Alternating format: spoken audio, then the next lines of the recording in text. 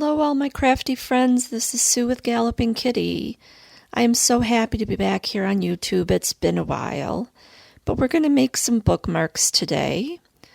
I've mixed up some epoxy resin. This is Let's Resin brand. It's a 1-to-1 volume epoxy.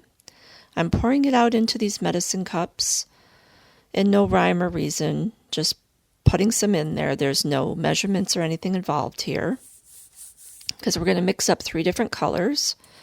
So I have some green, some purple, and some orange that we're going to put in here. And I'm going to use some popsicle sticks and just take out a little bit on the tip of the popsicle sticks a couple of times out of each one of these mica powders. So we're doing this pretty green first, and I will give you information about where these products can be found down in the description. The next one that we'll be bringing in here is purple. And this purple is so vibrant and pretty. I just love it. And we're going to do the same measurement. Just take a little bit on the tip of the popsicle stick twice and put it in there. And we'll move on to the last one, which is orange. And as I finish this out, I just want to say welcome to everyone who's watching this video. I'm glad you took some time out of your day to stay with me for a little while here and watch this video. I appreciate everyone who's been with me and any new viewers that we have as well. So welcome. So we're just going to mix all this resin up and look at these pretty colors that we get. This was filmed in October around Halloween, so these colors are a little reflective of that, although I like them just the same regardless of what time of year it is. And we're going to put them into this mold here, which is a bookmark mold I got from Amazon. I did purchase this myself. It's got some different inlays in it for the moon and the kitty there, and some sun and moon. And we're going to use this resin to just toss it anywhere. And this is nothing new. This is nothing that I came up with. I just kind of came across it as I was making some other bookmarks because of a happy accident, as many like to say, and I thought I'd try it in these bookmarks. So we're just going to put the orange in here. I'm not going to make you watch this whole thing step by step. I am going to speed up the video here in a second, but we'll throw the orange in here and you can watch that. And I was trying to think of Bob Ross. Do you think while I'm talking here I could at least remember his name? Happy accidents, that's what Bob Ross always used to say. So we're going to put this orange in here, put it into the top part. I pulled this down a little bit so you can see what I'm doing. And then we're going to finish it off doing the same sort of method with the remaining colors. So I'm going to put some music on in here in a second and let you enjoy that in a little bit of faster speed.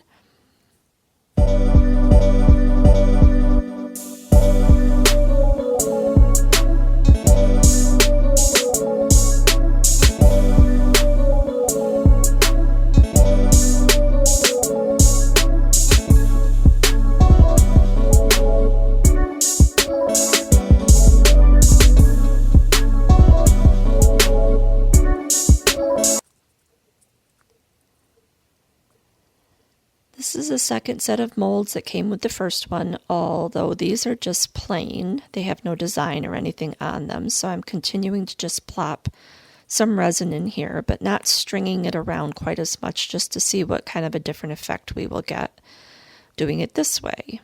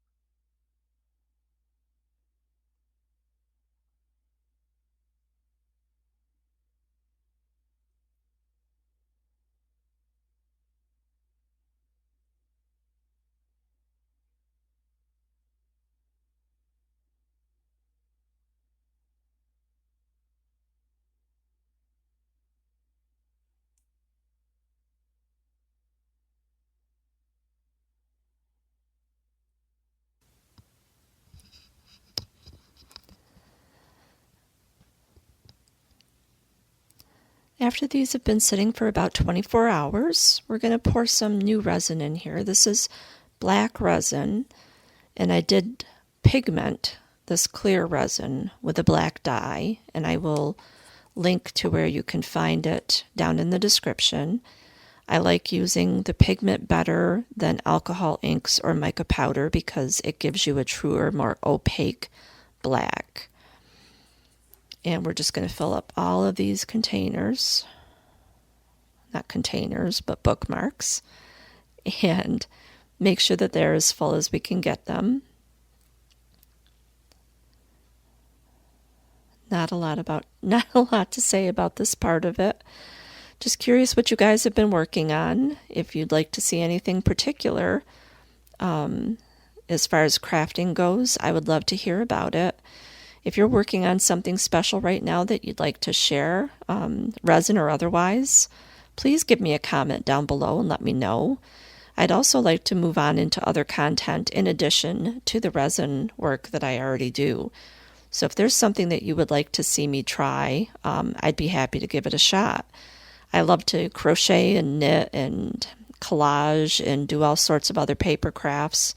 I'm currently trying out some recycling of cardboard to make boxes for myself for storage, decorative boxes. So let me know what you'd like to see. I'd love to explore it with you.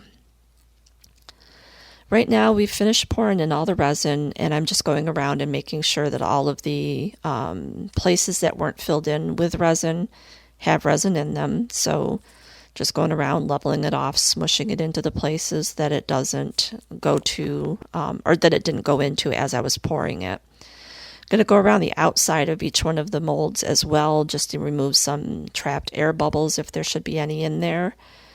That can be a little bit of a tedious process. I do this rather quickly with these because they are so shallow. The bubbles should come up relatively easy, but just in case they don't, it doesn't hurt to take a little bit of extra time to do this step.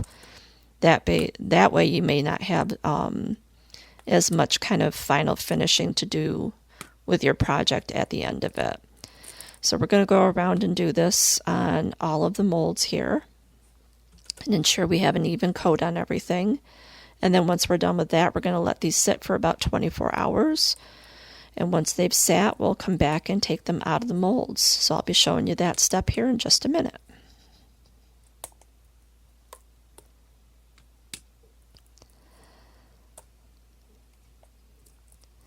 So you're going to get a little sneak peek as to what these markers look like when I first flip them over to take them out, and they look gorgeous. So we're going to take them out of here carefully. Even though they've been sitting here probably for a couple of days now at this point, I want to be gentle about taking them out because they are still probably a little bit soft.